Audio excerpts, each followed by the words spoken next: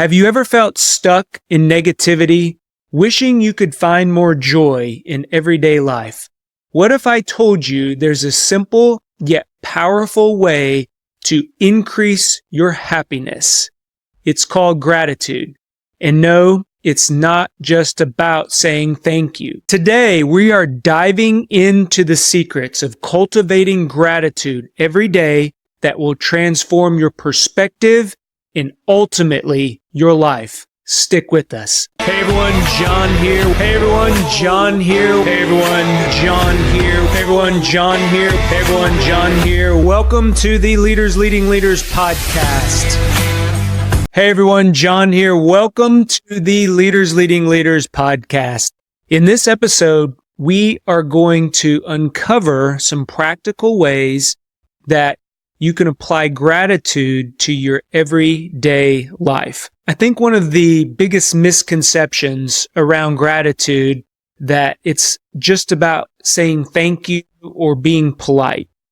And I'm here to change that narrative.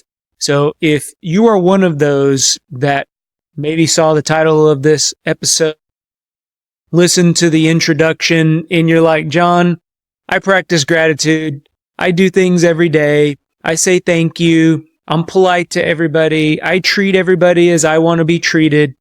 Gratitude is more than that. So you are going to want to listen to this episode because we're going to give a step-by-step breakdown of things that you can do daily to practice gratitude and apply gratitude to your life.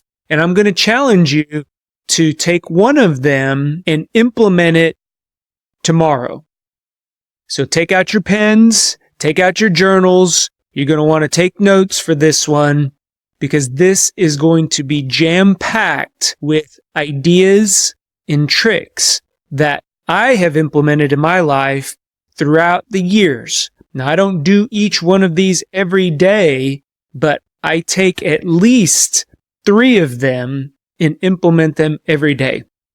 So one of the things that first, before we get into the steps, gratitude has been scientifically proven to improve our lives. And it can come through reducing stress.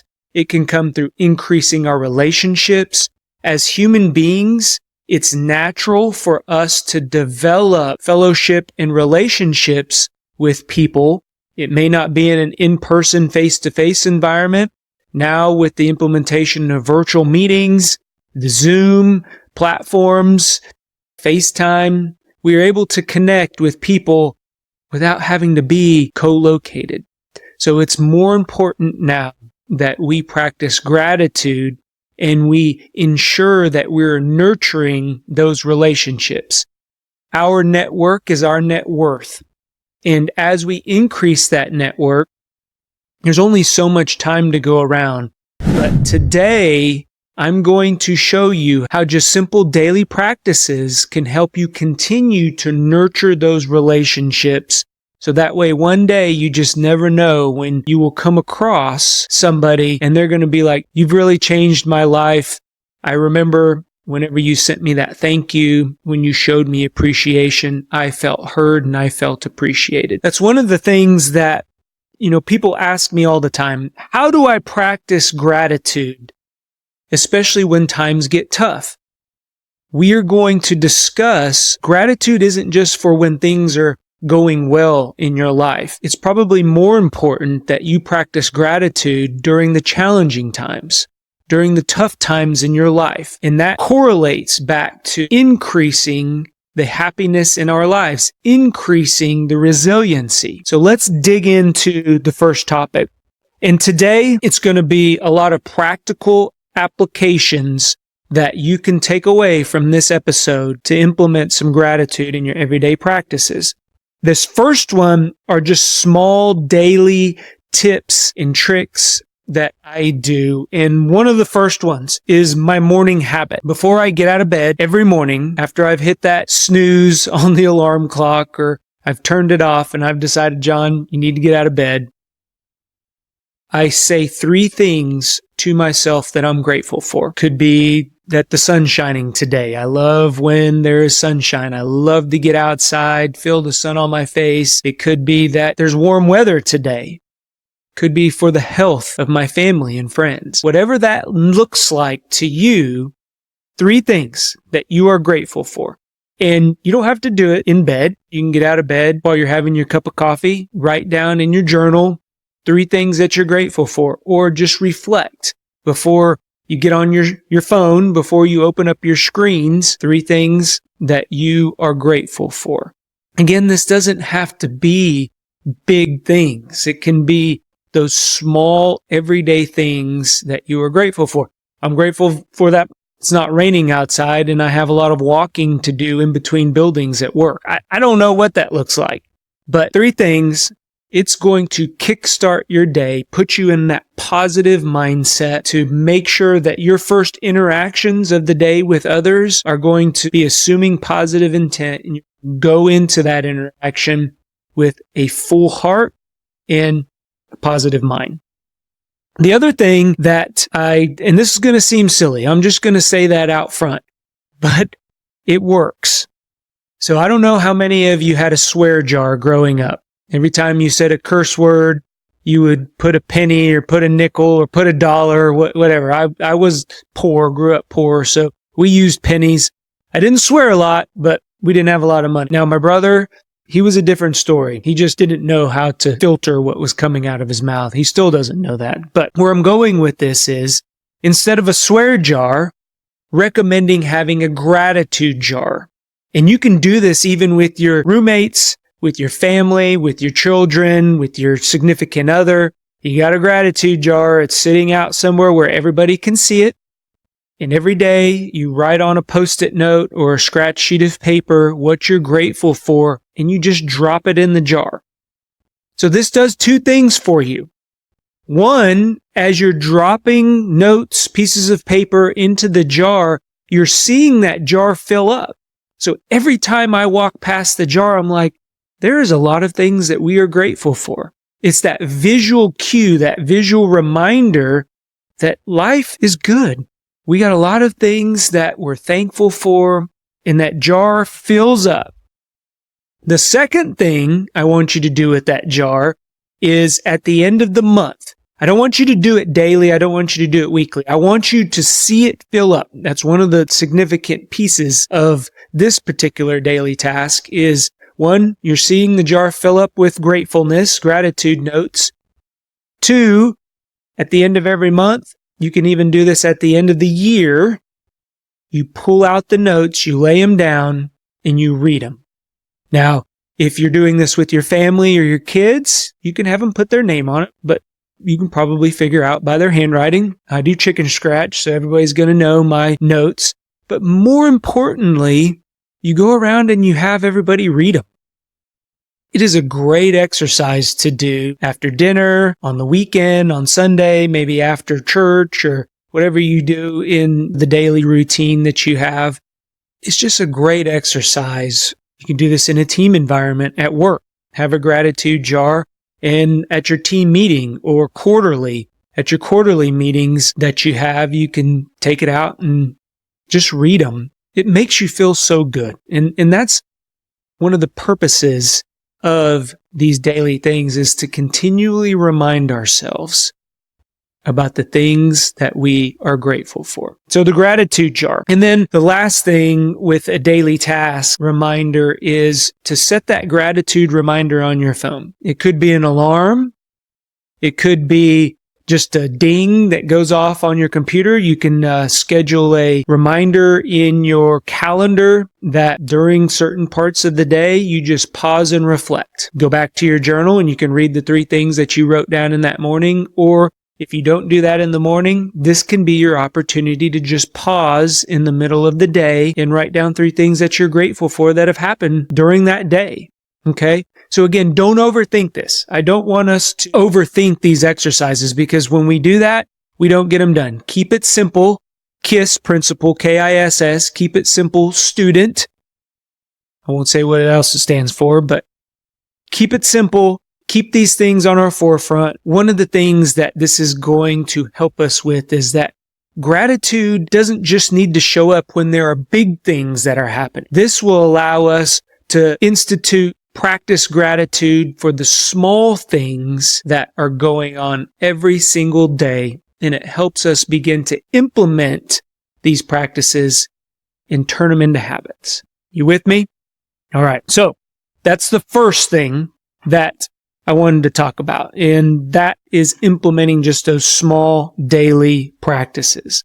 So let's talk about the second topic today, and that is going to be expressing gratitude to others daily. So with this, I mentioned it's been scientifically proven that gratitude improves our relationships.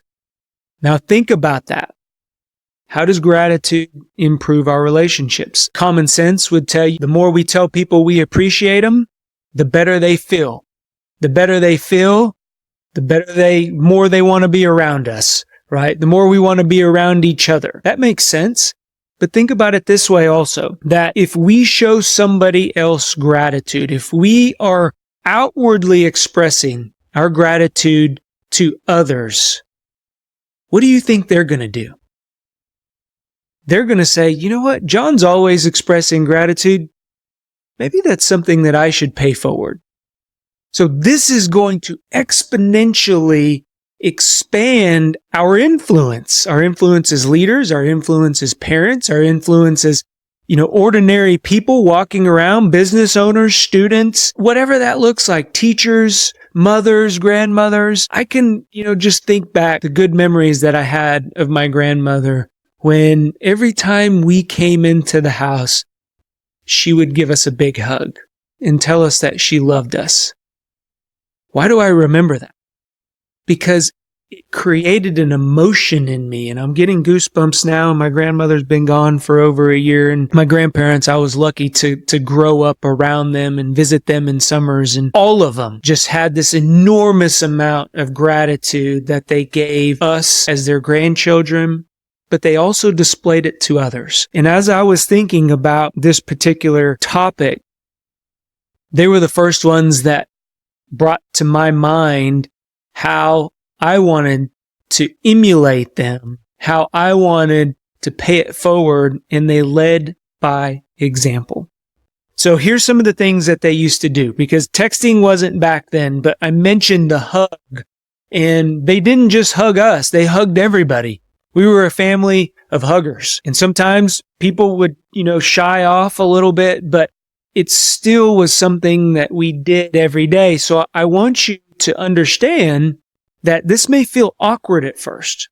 Whenever you implement a gratitude text, it may seem awkward. It may seem phony, but the more and more that you do it, or it could be received as phony, the more and more that you do it, the more and more that people are like, yeah, this is genuine. John just doesn't do it to me. He does it for everybody. The better it's going to feel. So one of the things that we can do to show others gratitude are gratitude texts. And I use the word text to mean written. So you can send this via phone text or instant message. You can put it in an email. Whatever you want to do to send somebody a word of appreciation for what they're doing, that's all this is about. And it can be short. Again, it doesn't have to be, don't make this to be something where you got to write a paragraph of why you're grateful for them. Just thank them for showing up today. What difference could that make with somebody who maybe got a flat tire on the way to work or had a dispute with a significant other, or maybe that morning it was just a crazy morning around the house, and they get to work and they see that message, thank you for showing up today. We appreciate you. Whew, that changes the outlook. That would for me if I was on the opposite end of receiving that message. So just those little gratitude texts can go a long way. Along those same lines, thank you notes. I carry just hard copy thank you notes in my desk drawer at home, and I will write, again, a simple little message. If I'm sending it to somebody via mail, I'll put a stamp on it. There's nothing like receiving a handwritten note in the mail. We've gotten away from that, and I know the younger generation out there that are listening to this podcast, they're like, I'm not sending a mail. Have you received a handwritten thank you note? There's just something about somebody taking out time of their busy day, writing down why they're appreciative or a thank you, putting it in an envelope, putting a stamp on it, putting it in the mail. They got to go put it in their mailbox or go to the post office and mail it. Just that time alone adds extra level of, hey, they took the time to send this to me. I do it at work. I have thank you notes whenever somebody has done something that I appreciate. I will write a simple thank you note and I'll go lay it on their desk. Now, here's the other side of that. You can also do that electronically. So there's several platforms out there where you can actually send one of those messages that animate and, the balloons come down or the confetti comes down. And people, that's cool too. I get it. I get it. So I'm not saying only handwrite notes. You can also do the electronic form of that, but try it one time. Just try writing a handwritten and giving it to somebody. It goes a long way. And then speak it out loud. Now, this is where I'm going to caveat, because a lot of people sometimes, it goes back to the awkwardness of the moment. They don't like the public recognition. So realize that. Know your people, know your team, know your family. But a lot of times, just saying it out loud, and it could be in a one-on-one environment. You don't have to do it in a team environment. Saying it out loud, speaking it, verbalizing it here. Okay, so we talked about the written form. This is verbally saying what you appreciate that person for. Thank you. Whatever that looks like. However you are showing gratitude. I appreciate you listening to me the other day. That meant a lot. That tells that person and reinforces that whatever they added to that conversation or that interaction with you brought value to you. And that makes them feel good. So again, however you show gratitude outwardly to others, make it meaningful, be authentic, and it may seem awkward at first, but as you continue with these daily practices, it's going to get normal, just like anything else that we want to do. It can remind other people that they matter. They matter to you, they matter to the team, they matter to the organization, they matter to the family. You just never know what other people are going through. People do a really, really good job of putting on this face that everything is going to be okay, and inside things may be tearing them apart or may be very chaotic. And that one outward expression of gratitude may help. I'm not saying it's going to solve all the problems, but it will make a difference in their outlook. I promise you. Last thing I want to talk about, and this goes back to what I mentioned earlier about gratitude isn't just about when life is going well, when things are going well, when you're on top of the world, right? It needs to be also practiced in difficult situations. So this last topic that I want to discuss is shifting your perspective in difficult moments. And my word of the year is perspective. And one of the reasons why is exactly what we're going to talk about in this area. Challenging times can be one of the most difficult periods of our life. We can get to where we feel like we're on an island. Nobody understands us. The world is crashing down. We begin to start stacking those negative thoughts. One thing happens and then another thing happens and then another thing happens, and now you're creating that belief that you're bad luck, everything, is going wrong, and it just starts building and building and building. So what I want us to do as we talk through these points is I want you to take a pause, and I want you to begin to reframe those thoughts of negativity. I want you to be able to reframe the struggle that you are in. I'm not asking you to get over it, because that's one of the worst things that you can possibly say to people are going through a struggle is just to get over it. That's not going to get you anywhere you want to go. I'm just asking you to reframe and think a little bit differently about the situation that you're in. And this situation too shall pass. And through this, you are building resiliency to prepare you for the next challenge. Thinking forward, there will always be a next challenge. So how can we better prepare ourselves for that challenge? It's going through and reframing the way that we are thinking and handling the current situation. Okay? So I want you to be in that mindset as we're going through some of the questions that I'm going to ask you. One of the things that I always ask, and this is the first question that I ask myself whenever I'm in a tough spot, when I'm going through a difficult time, what can I learn from this current situation? What can I learn from this current challenge? You see how that reframes your mindset a little bit? It helps me just get out of the mud and look to how I can begin to learn from whatever I'm going through to help prepare me for the next challenge that comes up. So ask yourself, what can I learn from this? The second one is that reframing piece of complaints with gratitude. So a lot of times people may come to you and they complain about a particular change that's being implemented, about maybe a change to the comp plan that, is coming down, a reduction in staffing, a reduction in incentives, increase in workload, whatever complaint that you are either telling yourself or that you are hearing, I want you to reframe and replace that with gratitude. So for example, it may be a situation where you're stuck in traffic and you need to be somewhere and you're running late.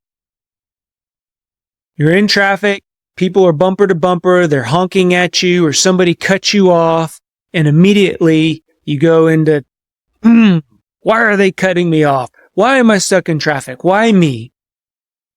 Switch that up a little bit and say, you know what? This situation I'm in gives me a little bit of time to reflect. Gives me more time to prepare for my meeting that I'm going to be running late to, but as soon as I walk in the door, I'm going to be ready to deliver that message that I've been practicing for. Because you don't ever want to walk into a meeting just all tense and grumpy because you've been stuck in traffic. I'm going to replace that with gratitude, and I'm going to tell myself that this happened for a reason. This happened so that way I can run back through my presentation so I can be ready to go. Maybe there's something that I didn't think about, and I'm going to figure that out. So again, reframing the complaint into gratitude. And then that goes to the second one. So the gratitude flip, and you can call it the gratitude flip, where you are finding one thing that you can appreciate out of the most dire situation. For example, there was an issue with the process that we were implementing at work, and this process was going to alleviate a bottleneck, alleviate a throughput issue. And we got ready, we re-engineered it, we went through some process improvement, and guess what? That process ended up getting canned. They didn't want it anymore. Customer said, no, thanks, but no thanks. We had spent a lot of time. And so the team was very down on themselves. They were a little bit angry that they had worked so hard and it ended up going for, nothing. But guess what? We did a gratitude flip and I asked the team, okay, the process that we re-engineered for X customer, let's look at our other processes that we are delivering for our other customers and see if we can take those best practices that we work so hard, implement them in another. And guess what happened? It turned out that we had another customer, we could copy, paste that process in, and even though that customer didn't ask for it, we increased their efficiency by well over 75%. And by that efficiency gain, that customer decided to give us more business. Whoa. I mean, that's an example of a win. And it's not always that significant, but take that gratitude flip and apply it to something that you're challenged with, didn't quite work out the way that you wanted it to work out. And I promise you, it'll help reframe, again, the thought on that process. So that's just an example of some ways and some techniques that you can use every single day to flip your mind around how you see gratitude. And don't abandon gratitude during hard times. Lean into it. Lean into the gratitude during the hard times even more, because in the end, it's going to help build that resiliency. It'll help with that gratitude flip and for you to start reframing the way. If you can do during the hard times, I promise you, it's just going to be that much easier to do it during the times that aren't so hard. So let's go over what we talked about in this episode. The first thing is create those daily practices. I want you to work on whether it's your morning practice, writing down those 3 things, whether it's the gratitude jar that you put all your things that you're grateful for and then you go over. Whatever that looks like for you, those are the daily things that you can do. We talked about outwardly showing gratitude to others. How are you letting others know that you appreciate them?